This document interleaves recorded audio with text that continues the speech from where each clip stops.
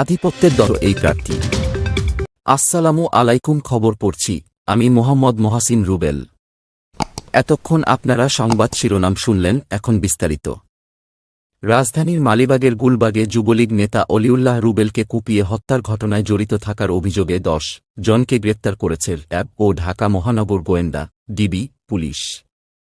রোববার আলাদা সংবাদ সম্মেলনে এই দুই বাহিনীই বলেছে, এলাকার আধিপত্য নিয়ে দ্বন্দ্বের জেরে হত্যা করা রুবেলকে। এই ১০ জনের মধ্যে ৮ জনকে গ্রেপ্তার করেছে গোয়েন্দা পুলিশ।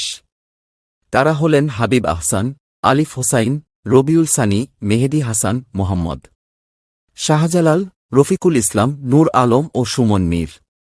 আর র্যাবের হাতে গ্রেপ্তার দুজন হলেন আদনান আসিফ ও মোহাম্মদ শাকিল।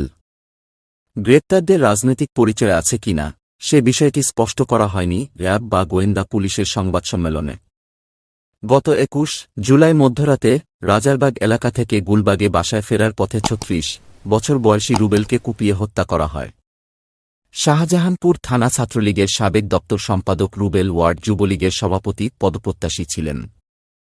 ওই ঘটনায় তার স্ত্রী মহিলা আওয়ামী লীগের নেত্রী তানজিনা দেওয়ান শাহজাহানপুর থানায় একটি হত্যা মামলা দায়ের করেন।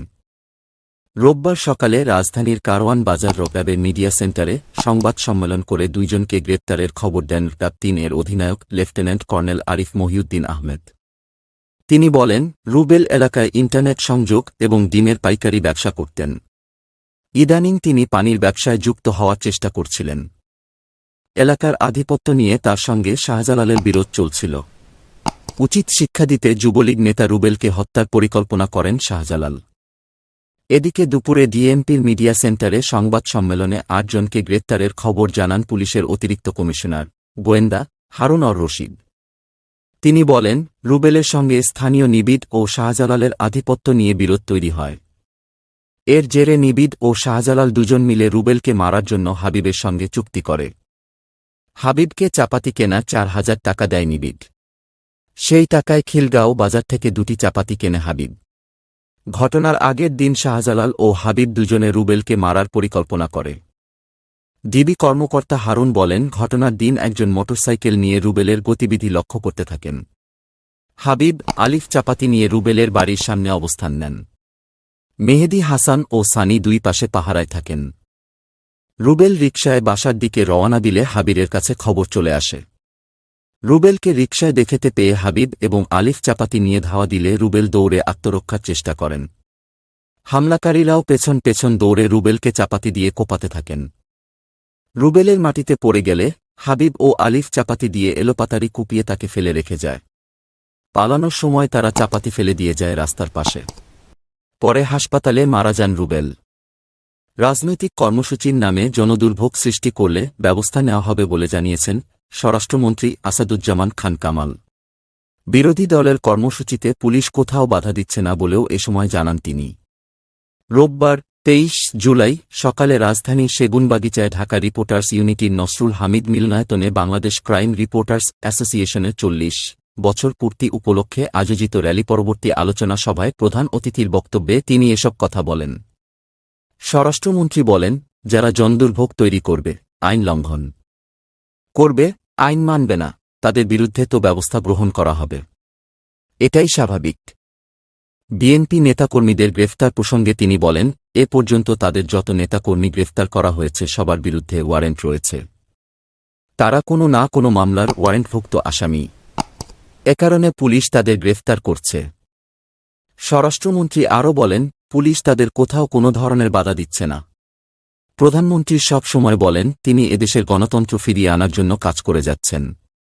যখন রাজনৈতিক চর্চা ঠিক থাকবে তখন এগিয়ে যাওয়ার পথ সুগম হবে। পুলিশ তাদের, বিএনপি, কোনো কাজে কখনো বাধা দিচ্ছে না।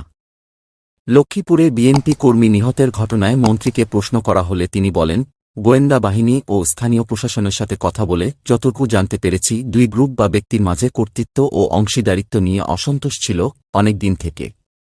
এই দুই গ্রুপের সম্পর্কটা এমন জায়গায় গিয়েছিল যে একজন নিহত হয়েছে। বিএনপি বলছে এটা নাকি তাদের কর্মী।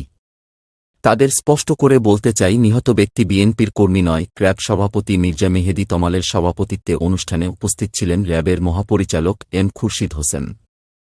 হাইওয়ে পুলিশের প্রধান অতিরিক্ত আইজি মোহাম্মদ শাহাবুদ্দিন খান এবং ক্র্যাব সেক্রেটারি মামুনুর রশিদ সহ সংগঠনের নেতারা সকালে ক্র্যাবের 4 দশক প্রতি উপলক্ষে একটি র্যালি বের হয়।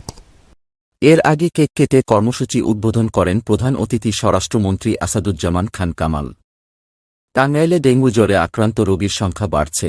গত 24 ঘণ্টায় জেলায় নতুন করে 16 ডেঙ্গু রোগী হাসপাতালে ভর্তি হয়েছে।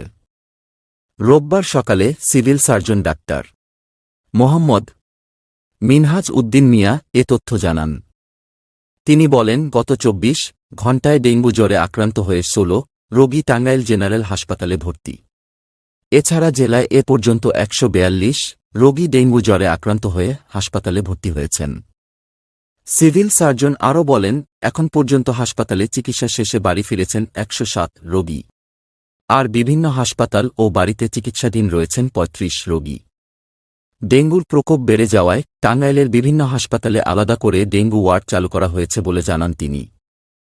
জয়পুরহাটের পাঁচবিবি উপজেলায় 2 যুবককে আটকের পর একটি বিদেশি পিস্তল ও 2টি গুলি জব্দ করেছে পুলিশ। শনিবার বিকালে উপজেলার পশ্চিম বালিঘাটা এলাকার টিএনটি পাড়া থেকে তাদের আটক করা হয় বলে জয়পুরহাট জেলা গোয়েন্দা শাখার ডিবি পরিদর্শক শাহেদ আল মামুন জানান। আটকরা হলেন দিনাজপুরের হাকিমপুর উপজেলার মধ্যবাসুদেবপুর স্টেশন পাড়ার প্রয়াত আব্দুর রশিদের ছেলে সুজন হোসেন 35 ও একই গ্রামের প্রয়াত আব্দুল হকের ছেলে জয়নাল আবেদিন লিটন 32। রোববার এক সংবাদ বিজ্ঞপ্তিতে পরিদর্শক শাহেদ জানান, গোপন খবর পেয়ে জেলা পুলিশ সুপার মোহাম্মদ নূরে আলমের নির্দেশে অভিযান চালিয়ে 2 জনকে আটক করা হয়। তাদের দেহ তল্লাশি করে একটি বিদেশি পিস্তল ও 2টি গুলি পাওয়া যায়। আটকদের বিরুদ্ধে পাঁচবিবি থানায় অস্ত্র আইনে মামলা দিয়ে দুপুরে কারাগারে পাঠানো হয়েছে বলে তিনি জানান।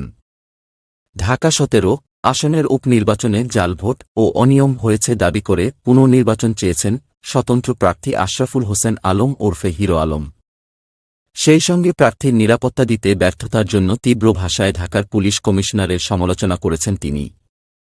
পুনর্নির্বাচনের দাবি জানিয়ে রোববার প্রধান নির্বাচন কমিশনারের কাছে একটি চিঠি দিয়েছেন হিরো আলম। আগারগাঁওয়ের নির্বাচন ভবনে ওই চিঠি পৌঁছে দেওয়ার পর তিনি সাংবাদিকদের মুখোমুখি হন। উপনির্বাচনে হিরো আলমকে নিরাপত্তা দিতে না পারার বিষয়টি স্বীকার করে ঢাকার পুলিশ কমিশনার খন্দকার গোলাম ফারুক শনিবার বলেছিলেন, এই প্রার্থী যে দ্বিতীয়বার ওই কেন্দ্রে গেছেন সেটি তাদের জানা ছিল না। পুলিশ কমিশনারের ওই বক্তব্যকে দুঃখজনক হিসেবে বর্ণনা করে হিরো আলম সাংবাদিকদের বলেন, কমিশনার ফারুক স্যার যে কথাটা বলেছে তা খুবই দুঃখজনক, লজ্জাজনক। তার লজ্জা থাকলে এই কথা বলতো না। কারণ একটাই, উনি বলেছে আমি নাকি একই কেন্দ্রে 2 বার গেছি। দৃষ্টি আকর্ষণ করতেছি, ভিডিও ফুটেজগুলো দেখবেন আমি ওই কেন্দ্রে 2 বার গেছি কিনা। একবারই গিয়েছিলাম। গত 17 জুলাই ঢাকা 17 আসনে ভোটের